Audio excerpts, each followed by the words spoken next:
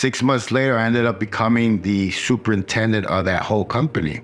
I was making about $2,000 a week, bonuses. There's really big jobs here in Arizona that people don't realize that I had like a part in.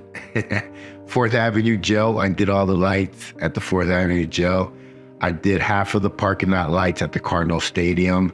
A lot of the new 202, mostly all the homes that were on Baseline that were built by KV Homes. Did all those street lights. Yeah, I mean, I worked my butt off for 2 years in that company, but they finally fired me because I was getting DUIs in their trucks. I wasn't showing up. Like, I started getting comfortable again. And, you know, it was a lot to do with my vices, my addictions to women, to drugs, all that stuff. And I ended up losing that job. And guess what happens after that? I go right back to jail. I ended up going to jail for a DUI.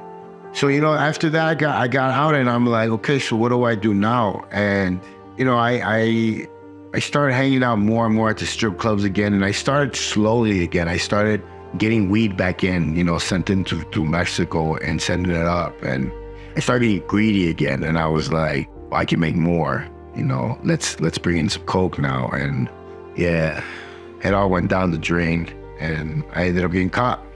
I came home in 2013 and I walked into every single gym and everybody was saying no. I had too many tattoos.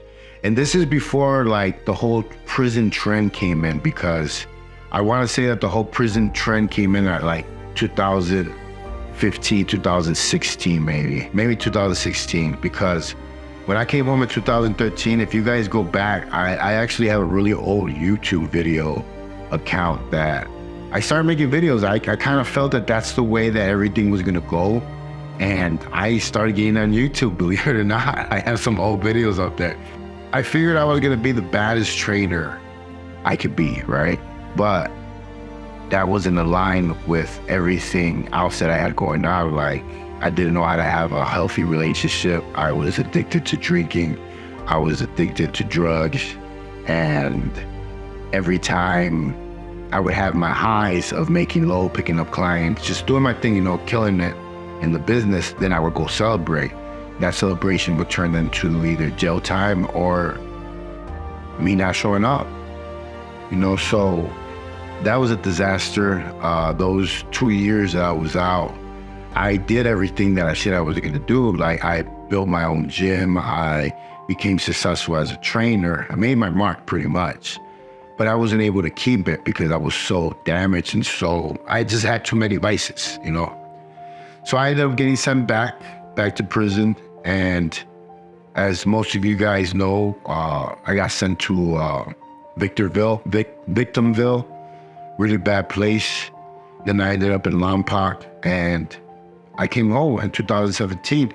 But I was still lost. I still didn't really know my purpose. I didn't know where I was going. I didn't know what I was doing. I didn't have a purpose. I didn't have a goal. I knew that I needed to, you know, I had a checklist: get my license back, find a job, a normal checklist that every person should have, like if they're coming home from prison.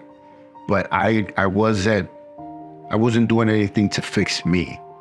So when I came home in 2017, you know, I was still making all the same mistakes, sleeping around. I was drinking on the weekends.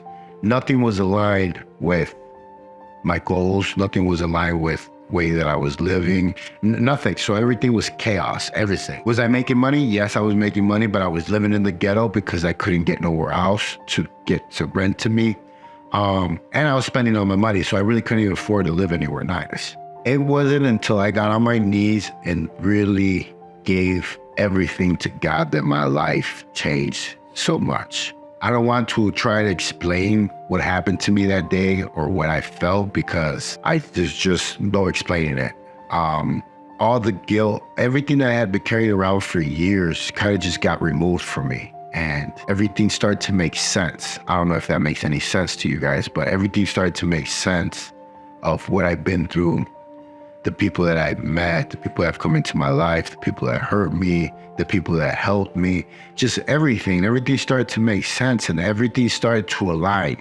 I stopped drinking. I stopped sleeping around. I stopped watching porn. There was a lot of things that I stopped doing. I even stopped listening to rap music that had like swear words in it. I stopped swearing. I became this new creation, this new person that I could never imagine, or even like I have trouble sometimes believing it's even me because of who I remember I used to be and how I was. So, it's been a journey to learn alignment.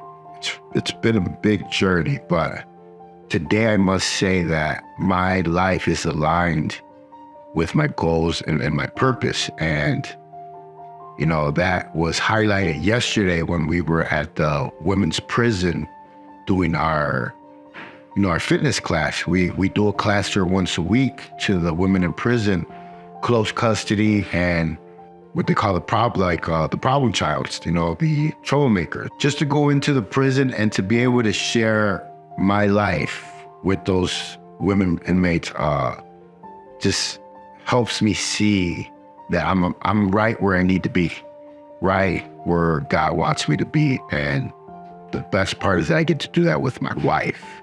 I get to do that right next to her. And to see these women, man, I'm not gonna lie, it was a little sad because they were so young and they had so much time. One was 30 years old, she had 35 to life. One was 21, she had 17 to go.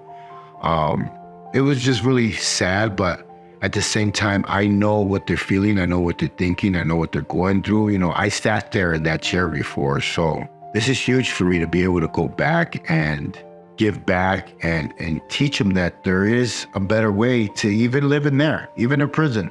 You could do a good time, and I hate to say it like that, but for a long time, that's where I thought I was going to end up most of my life, that I was going to be in prison most of my life. So I taught myself how to do time and not let the time do me, if that makes any sense.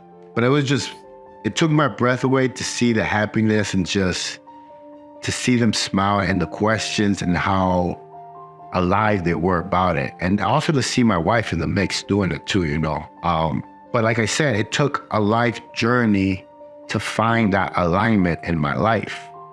It took all the pain and all the sorrow, all the times that I hit my head on that wall, thinking that I knew what was right, thinking that I knew what I needed. I was too busy trying to let the world tell me who I was supposed to be and not letting God lead me in who He created me to be. And that's one of the big key things that I tell people, I was never spiritual in prison. I was never a Bible thumper.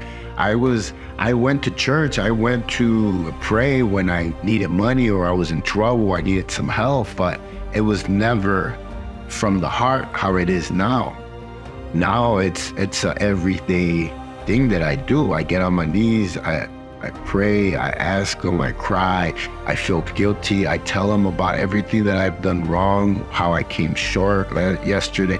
It's an ongoing process, and it's gonna be a life journey to be walking and talking in a form of a blueprint how, Jesus left us to us. Like, this is how you're supposed to be. You're supposed to love on each other and not, do all these bad things. But like I said, it took me a life journey to get to where I'm at. And this is why I share my story. This is why I keep pressing and doing what I'm doing, because I feel it deep down in my heart that there's a lot of JCs out there. There's just a lot of broken people out there, that we live in a very broken world. And our job as sponsored athletes by God is to try and make this world a little bit better before we leave.